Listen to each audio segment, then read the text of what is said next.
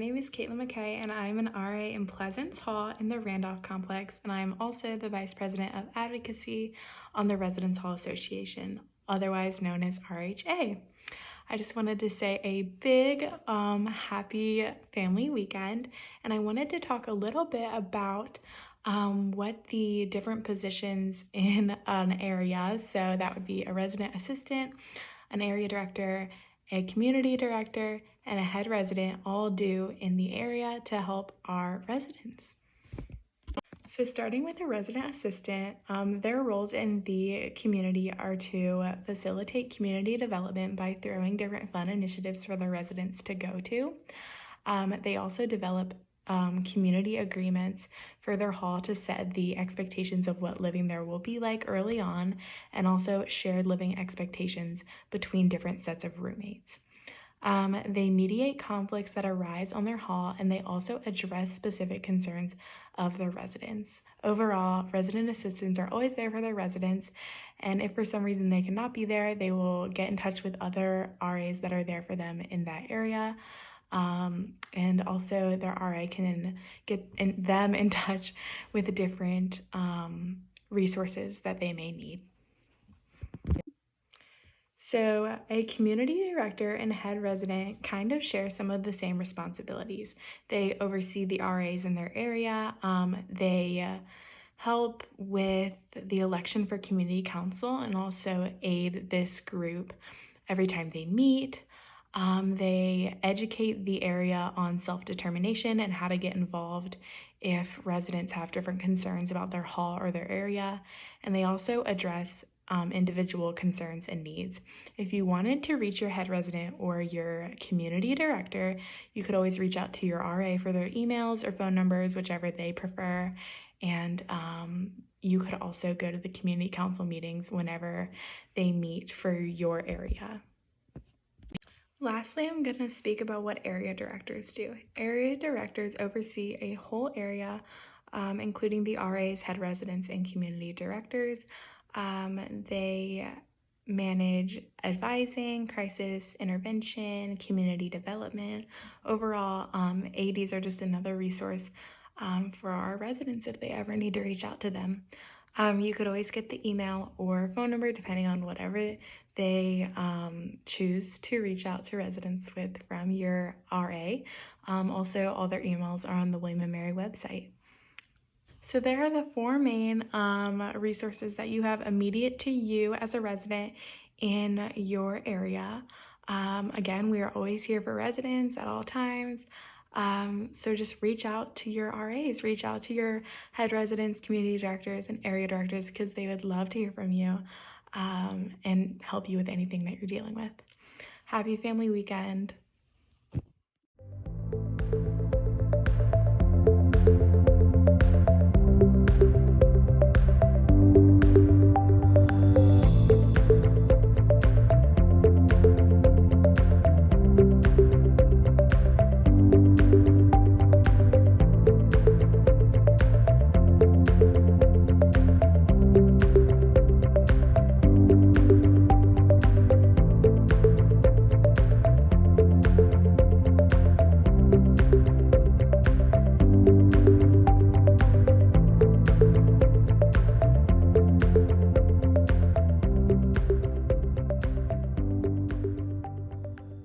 Hi everyone, welcome to Eagle G Hall. My name is Victoria and I'm the RA here.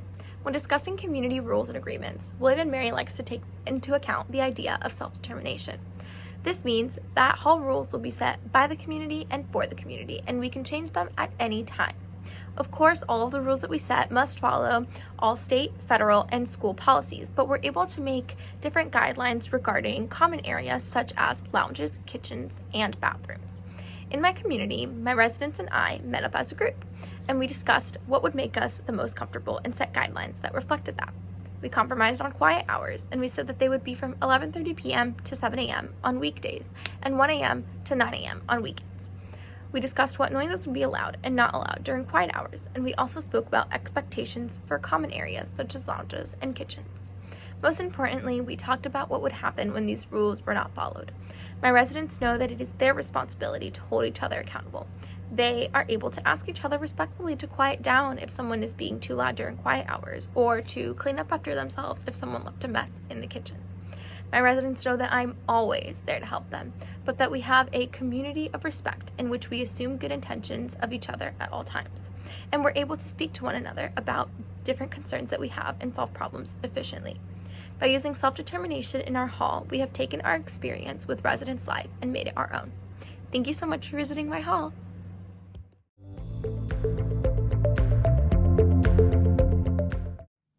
Hello, I'm Caroline. I'm an RA at Dinwiddie, and I'm going to talk a little bit about COVID-19 policies in a residence hall and what that looks like this semester. So it's a little bit different. Residents are required to wear face coverings in all residence halls except for in their room when they're with their roommate. If they have a guest in their room, only up to one guest in their room, so that's 3 people in total in their room.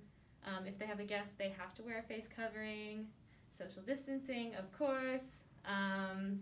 Same with lounge spaces, face covering, social distancing unless they're eating or drinking. And yeah, just sanitizing, just trying to keep everyone safe. And as long as everyone follows these guidelines, it can be liberating. People can still have a good time as long as they're safe, and that is the number one priority. Hi everybody, my name is Ashita Sharma. I am an RA in Monroe Hall, and this is my second year as a residence assistant. Today I want to briefly describe to everybody how the lifestyle in our residence halls has been modified in response to the COVID pandemic. First of all, the common area spaces, including the kitchens and the lounges, have specific occupancy limits. All the occupancy limits have been posted outside of each common area so that residents are aware of how many people are supposed to be in a given space at a maximum at any given time.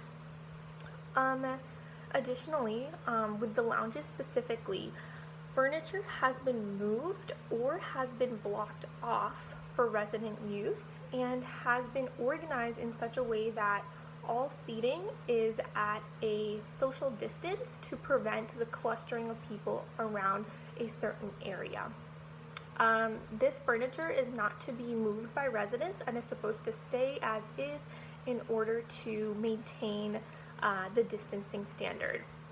Additionally, the water bottle fillers have been being encouraged. So with each water bottle filler on campus, there is a water fountain and there is a connected water bottle filler. So the water fountain is no longer available for student use, and in many cases has been taped off or signage has been put in place to notify any potential users that that is no longer available for use. However, the water bottle fillers are contactless, therefore those are being encouraged as an alternate to the water fountains. Thirdly, there are designated stairways and entrances and exits in each of the buildings, and residents are only supposed to use certain stairways to go upstairs and certain stairways to go downstairs.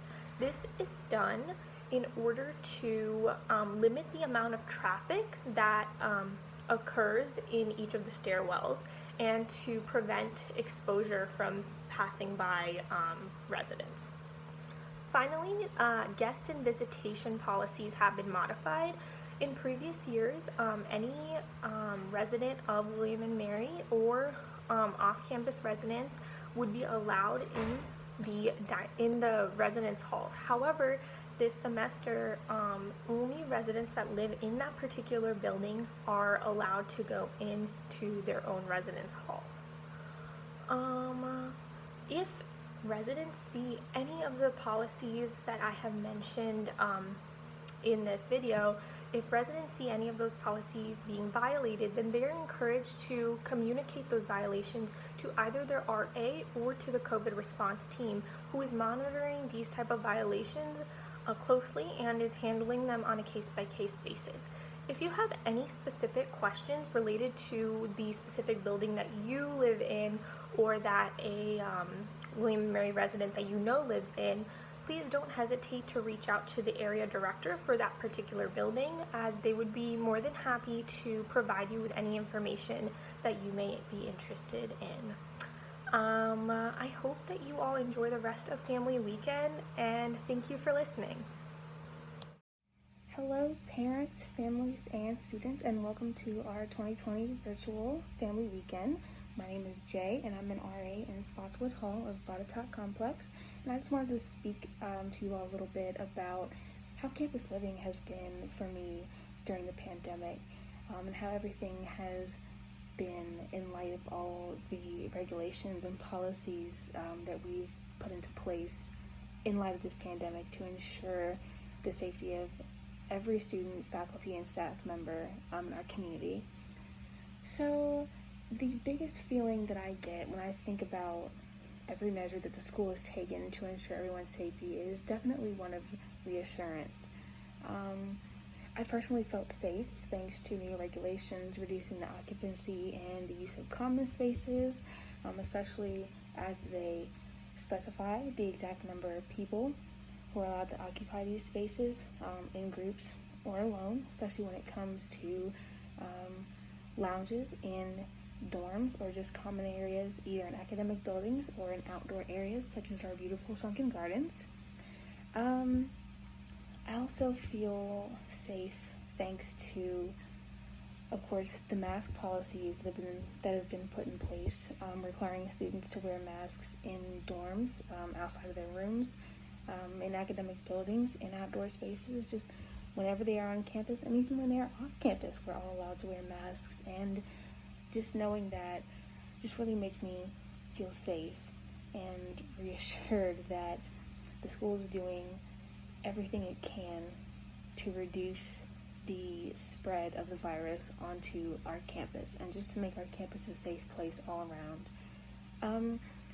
I also really feel safe thanks to social distancing guidelines and rules regulating groups of people that are gathering socially or for whatever other reason, especially guidelines that specifically state that student groups must keep their numbers down to 10 people or less. It goes for both on campus and off campus. So overall, I've really come to appreciate everything that President Rowe and all the staff and faculty here at school have done, not only to make sure that everyone in our community is safe, but that we all continue to feel united and comfortable, and that we all continue to feel as that we have made W&M Mary our home, and that it continues to be a home for anyone who comes here.